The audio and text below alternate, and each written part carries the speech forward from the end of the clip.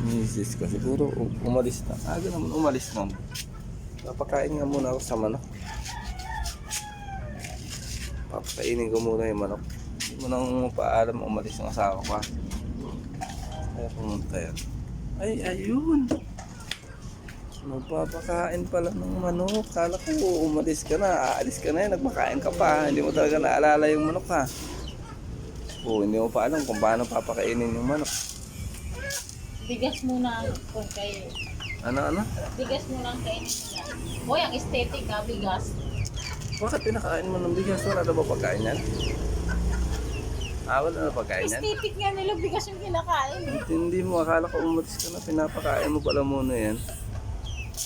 Okay na yan, ayaw niya na nga, oh. Bago ako maalis, pinapakain ko na yan. Hindi mo talaga, ha?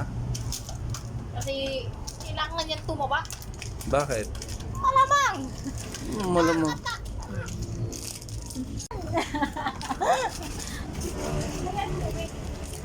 Bakit? Anong gagawin doon? Alam ko lang, hindi yung panlitsyon. Baliw. Walang tabo. Wala. Saan ka lang maglalagay ng tubig? Saan? Intindi talaga itong mga alaga mong sasabong to, ha?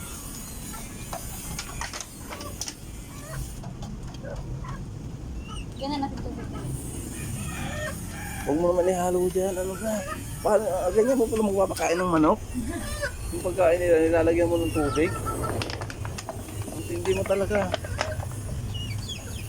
Ganyan ka pala magpapakain ng manok. Pero mahihirapan. Apakan, sasapakin Wait. kita. Lintik ka na. Papadyakan ko talaga yung manok.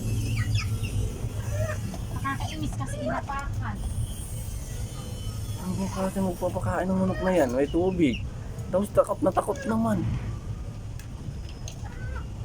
Boy, ano ba yan? Ba't takot ka sa manok? Wait lang, kukuha lang pa pagkain. Takot na takot ka sa manok. Magpapakain ng manok, tapos takot na takot. Kailangan sinakalagaan kasi ng petsa na. Dilitsunin mo?